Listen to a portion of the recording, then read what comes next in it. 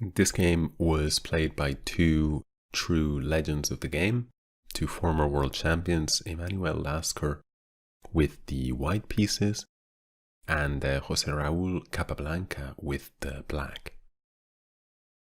The game started off with a French defense, and after the first few moves, white goes for this rather unusual knight to e2, allowing d takes e4.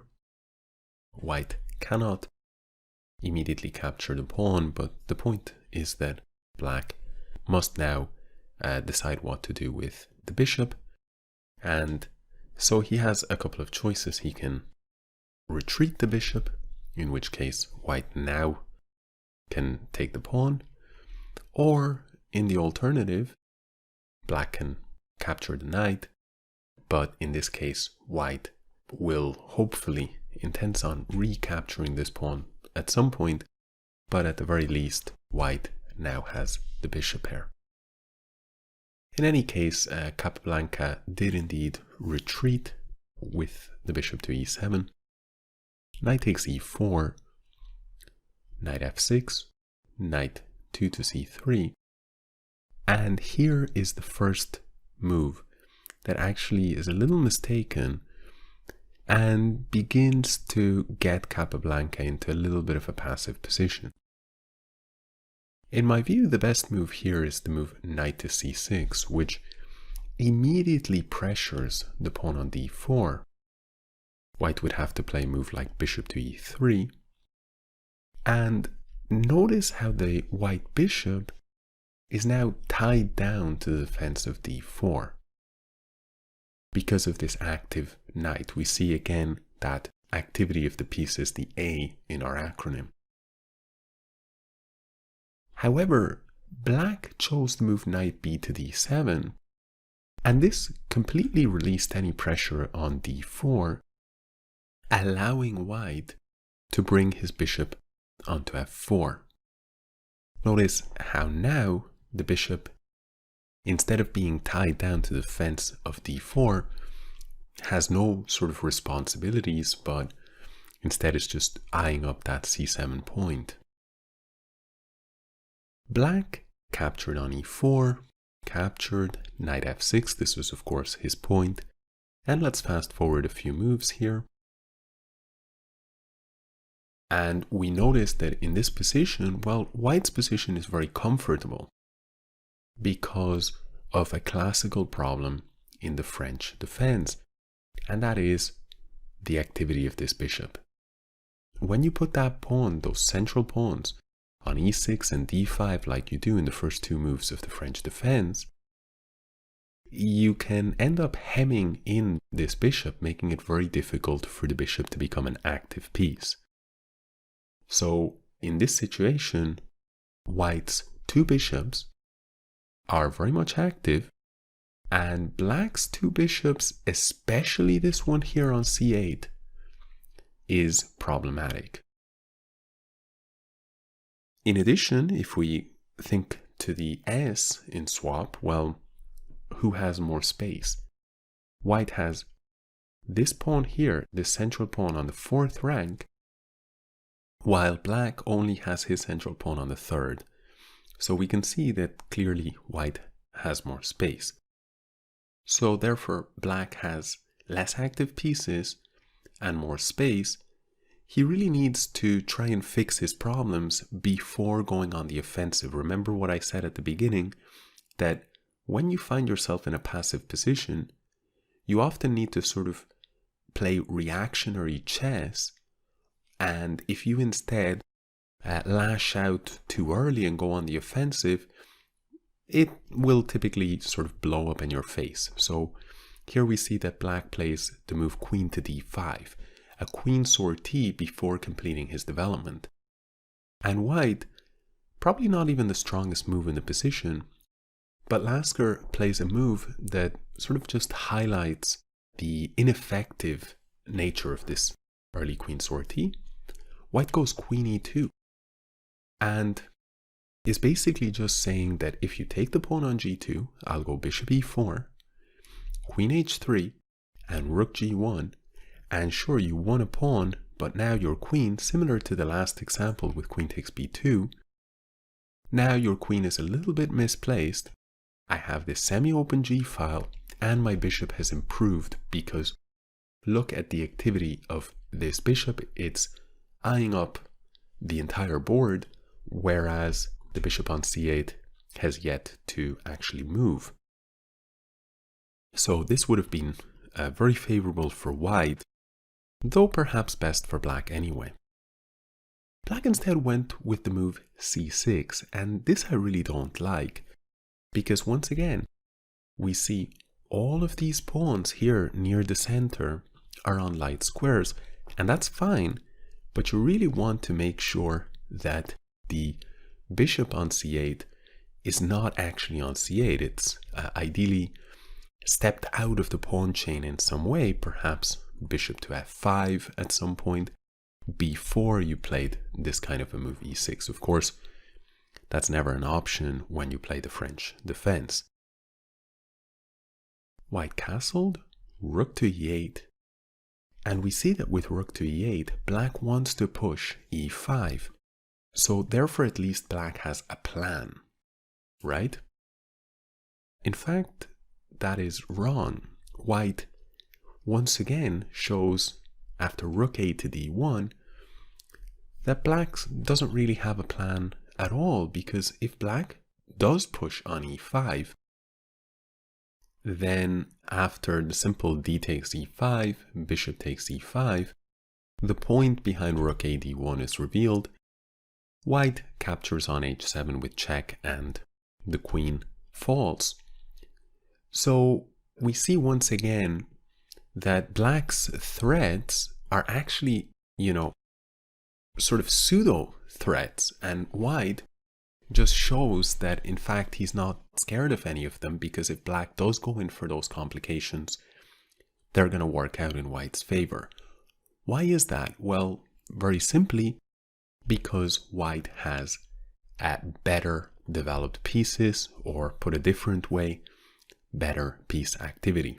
Usually when the position opens up, complications or tactics arise, they will favor the side that has better placed pieces. So black, finding no active plan, just plays the kind of sad looking move bishop to d7. And we see that he really is now resigned to defending a passive position. White builds up the pressure with rook e1, queen a5, now queen c2, hits the point on h7, so black begins to have to react, g6. White now plays bishop e5. He's now happy at the thought of exchanging these bishops, because all of these pawns on light squares means that if the bishops get exchanged, black is going to have a lot of dark squared weaknesses. Black drops back, and now white simply advances on the king side. He begins operations on that flank. He actually has quite a lot of piece power pointing at the king side, and importantly, he has a free hand to sort of pursue whatever plan he wants. In this case, notice how once again plans and pawn breaks are going hand in hand. On the other hand, while black cannot really prevent this pawn break unless he plays h5, but that would weaken his king side hugely. So there's not much black can do. On the other hand, if we step back a few moves, well, remember that in this position here, black too had a pawn break he was threatening, and that was sort of his plan, but white refuted it because of his better placed pieces. That doesn't apply for black, of course, in this position, so he must just sort of sit back and wait. Black drops the queen to d8, trying to get that queen to the king side, and now white continues his plan. Black now brings the queen over to the king side. Notice how black's kind of awkward rerouting of the queen is the result of lacking space, because notice that the center is being dominated by white, and really at this point we see that white has everything that can lead you to having a more active position and your opponent having a passive position. Why? Well, because he has this plan and other possible plans available to him. So that's the P in swap. The A is activity of pieces. We see that he has more active pieces. The W is weaknesses. Let's get to that after we just make sure we're clear that white has more space because of this pawn here. So we now have the S, the A, and the P. And now let's talk about the W a little bit more. Well, in fact, this entire pawn push has to do with creating new weaknesses in the black position. Before the pawn advanced to h5, white already punished one weakness in the black position, in the black pawn structure. In this position here, by playing the move queen to c2 and poking at that pawn on h7 and forcing black to sort of deal with that threat, he created dark squared weaknesses by forcing that pawn to advance, the only kingside pawn that was on a dark square, forcing it onto a light square, and that led to a consequent weakening of a lot of these dark squares near the king. Now, with his next plan of h4 followed by h5, what's going to happen is that this entire pawn structure is going to be a lot weaker, because after, let's imagine some move like a5, which would be a total nonsense move. Well, in this case, white could capture on g6, and notice one thing, the pawn on g6 was in, let's say, this position here, is being defended by the f and h pawns. So it has two defenders, the sort of the front of the chain has two defenders. However, after the moves h4, queen d8, h5, if now, as I said, black plays some silly move like a5, now after pawn takes g6, well, the removal of the h pawns means that here the base of the, or the front of the structure rather, only has one defender. That immediately leads to the possibility of bishop takes g6, f takes g6, queen takes g6, and that bishop on g7 is in trouble, queen e7, and now we see the greater rook activity actually comes into play here for white, because these centralized rooks on the E and D file, one of the benefits of them is you can make a rook lift. Notice again that the space advantage for white helps to create this possibility too. In fact, white has this incredibly strong threat of rook g3, and perhaps even the other rook will go to e4 and from there go to g4. So basically this position is just dead for black. So we immediately see the strength of white's plan of the h-pawn push. Black goes queen g5. And here, in fact, white should have continued in that vein. Pawn takes g6. And after pawn takes g6, notice that if you play f takes g6, then you're going to have a passive position for this reason alone. Let's say, for instance, bishop takes, king takes, rook e5. And we see that the W in swap is really coming into play. Look at all the pawns on light squares for black, with the exception of the a pawn, but that's not much of a consolation. And so therefore the dark square is going to be very, very weak.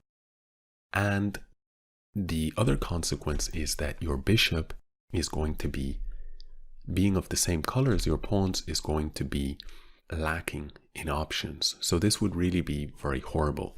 Many more weaknesses, less active pieces. So that is two reasons alone, and also space a third. Okay, so instead, after h takes g6, black would likely have recaptured like this. And now that rook lift that we talked about, rook to e3.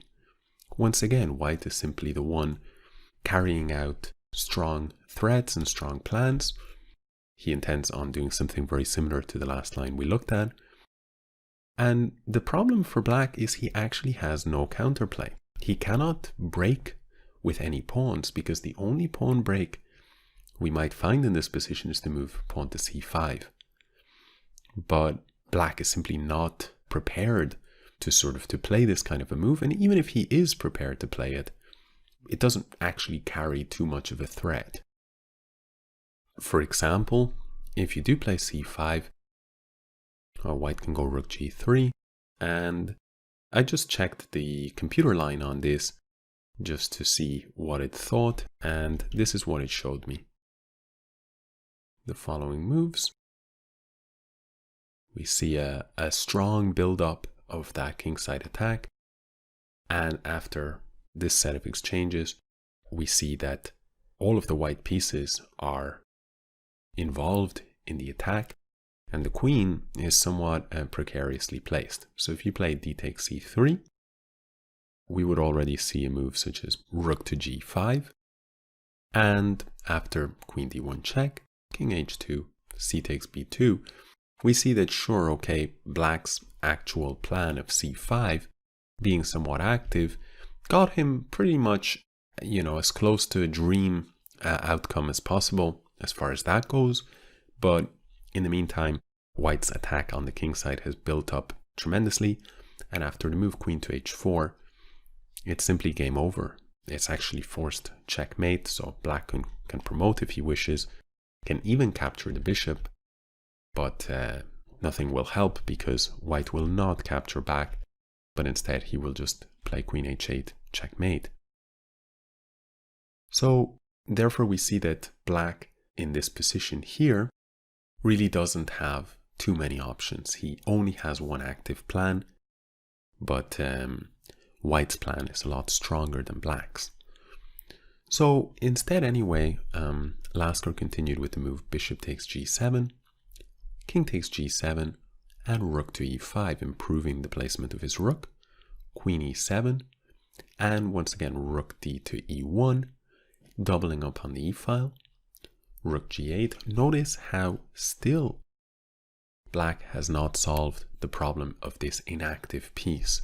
As long as he has a less active piece, less space, more weaknesses, and no real plans available to him, then it's the perfect mix, right, of the acronym of swap: space, weaknesses, piece activity, and planning. And we see that really black is worse off than white in all four areas.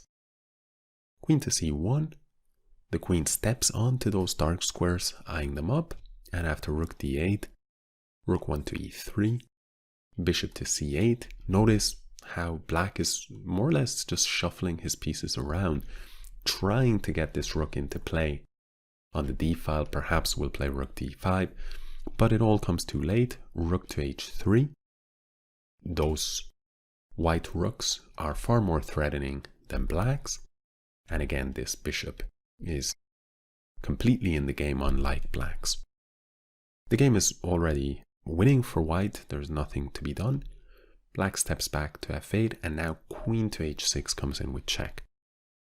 Rook to g7, reacting again. Pawn takes, and as we've already seen in our first game, and as we are going to see here, usually the pressure builds and builds and builds against a passive position, and unless your opponent mishandles his advantage, sooner or later there's going to be a tactical shot that will sort of mark the decisive breakthrough. And here we see it. Bishop takes g6. The point is that the bishop cannot actually be captured.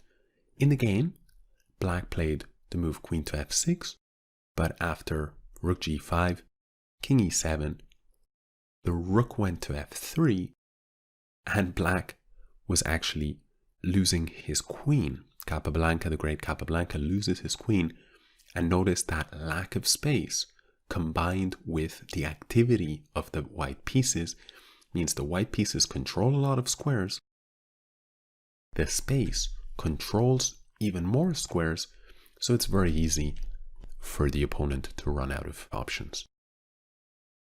Let's perhaps show why the bishop after this move, this great move, bishop takes g7, why black couldn't take it. Well, if rook takes bishop, the queen is hitting the king, so f takes g6 would be the only option. Now, after f takes g6, white continues with queen h8 check, and black has two options, king f7 or rook to g8. If king f7, then simply rook f3 check. All the squares are covered, so the only legal move is queen to f6, but here, well, either simply rook takes f6, king takes f6 and queen takes d8, or even queen takes d8 immediately, because the queen cannot be captured due to the pin along the f-file. So after queen h8 check, if not king f7, then rook g8 is the only other option. But after rook to f3 check, if black goes king to e8, the rook falls, and if black has to play queen f7, then this is like a worse version of the queen loss in the actual game. Nevertheless, after these moves here, black was forced to capture, pawn takes.